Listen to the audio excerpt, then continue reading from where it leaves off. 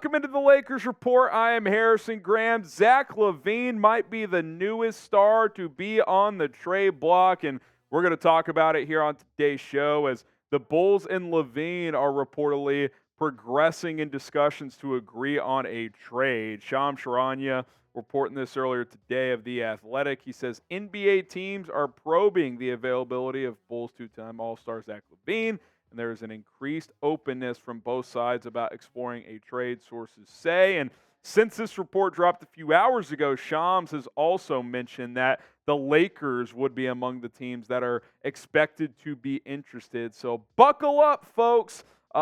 This is an interesting one because Zach LaVine is a good player, but he's not a special player. However, if you think about a potential fit in Los Angeles, he just needs to be that number 3 guy, right? Like, you've got LeBron, you've got AD, whoever you want to call the 1A, 1B, 1 and 2, Batman, Robin.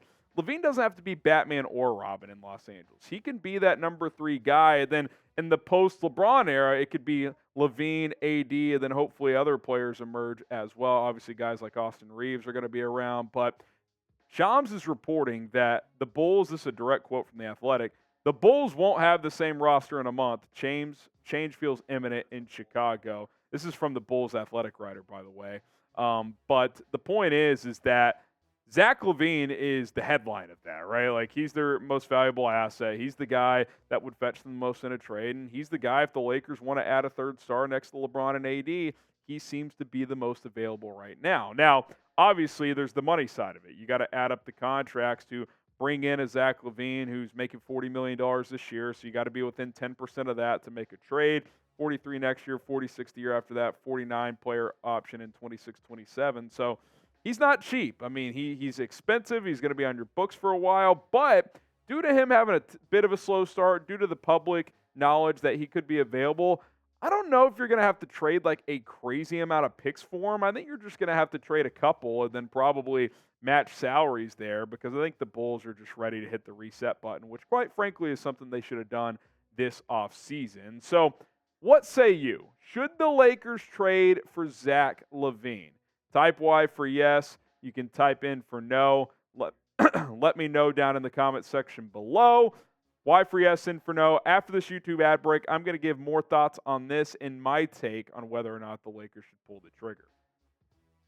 I think when it comes to Zach LaVine, I'm not crazy interested if I'm LA, because you're basically sacrificing the great depth you have for a third star that's good but not great. And I'm a firm believer when you're roster building that you have your 2 stars, LeBron, AD, depth around them. Now, I know the Lakers aren't off to a great start, but I still think their roster construction makes sense. Now, if you were to trade for him, I would think a Austin Reaves would probably be the player that the Bulls would want.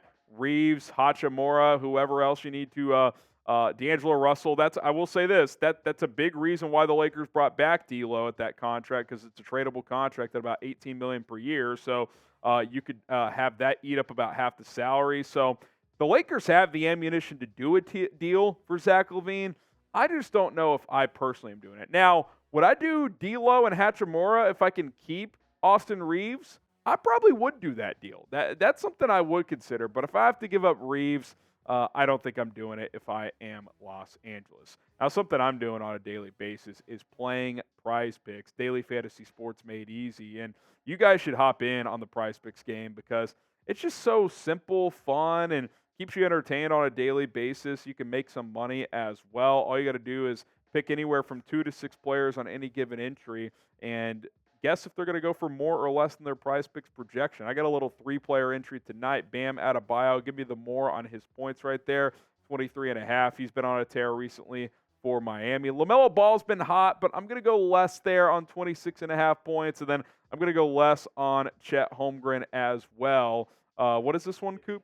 15.5. They've just been playing so much through their guards. SGA, especially recently, he's been terrific.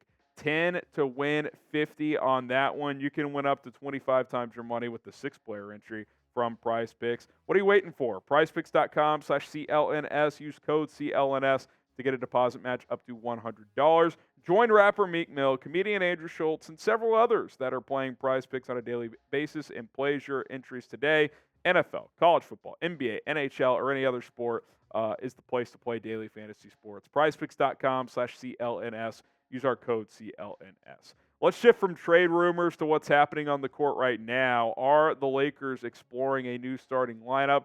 Cam Reddish has started the last 2 games for Los Angeles. Will that continue moving forward? And hey, listen, Reddish has played some pretty decent basketball recently against Phoenix and the Blazers. He's got 35 combined points, 17.5 per game. He's shooting well over 50% from the field in those 2 games. The three-point shot has been there. And look, it's 2 games, but this is the kind of skill set and the glimmer of why he keeps getting chances, because the talent is there.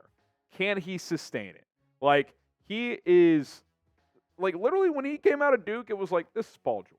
Like, that was his player comp. And small sample size, but the last 2 games, we've kind of seen a young Paul George out of Cam Reddish, a guy who can score at all 3 levels, a guy who can defend multiple positions. He's got great size and athleticism.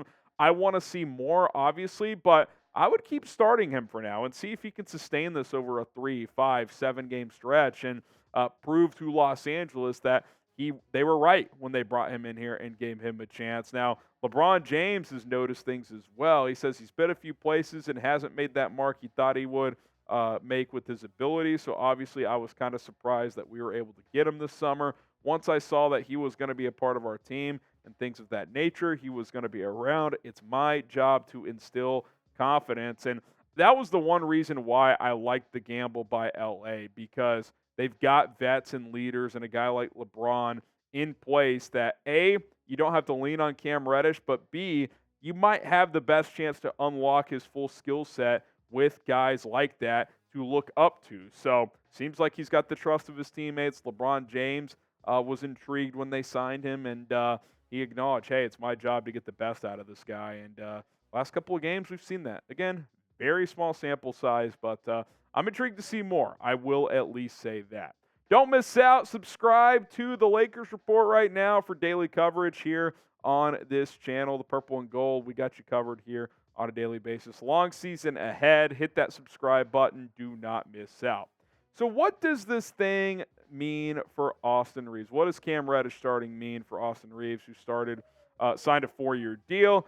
Been a bit slow out of the gates. I mean, it hasn't been horrific by any means, but you look at the splits. I mean, you want the shooting percentages to be higher. You expect him to shoot in the mid-high 40s. He's, 44%, not terrible, but mid-high 30s from 3. That's been below the mark, obviously. It's not like he's been a disaster, but obviously, if you're going to keep playing Cam Reddish here, Austin Reaves' role could shift a little bit. Maybe he becomes the guy you bring off the bench as an energy guard. We'll see, but I'm not panicking about Austin Reaves. I mean, he's off to a slow start, and he's still averaging 14 a game on 44% from the field. It's not like the guy's been a disaster by any means. Here's Darvin Ham, his head coach, saying that he's said all the right things, and I totally believe him. He's a prideful dude. He's been our starting 2 guard. It's an adjustment, but I told him, 1, it's going to balance us out, and when you come in, you're going to have your own crew. Ball's going to be in your hands, and you're not going to have to take turns with Bron, D'Lo, and AD. Number 2, your minutes are not going to go down, and number 3, you're going to finish the games for us. So if all those things are true, if he's playing the same amount of minutes, and if he's going to be a part of the closing lineup, then this could be a win-win, where Reeves is, a 6 man of the year type of player. You can run the second-team offense through him a little bit more.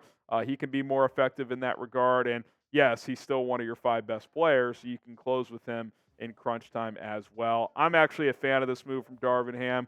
Good coaches adjust, they adapt, and good players are receptive to that. So hopefully Austin Reaves fully buys in here and flourishes in this potential role. Now, who should start in your eyes? Type 15 if you want Austin Reaves to start. Time 5 if you want Cam Reddish. I would keep Reddish in there for now. I would let him have that confidence to start these games. And, I think Austin Reaves is a player who can ditch the ego, come off the bench, still give you 25 to 30 minutes per game, and do his thing in that regard. So I would start Cam Reddish for now, at least as long as he's playing good. If he starts to struggle a bit, then obviously you can adjust when that happens.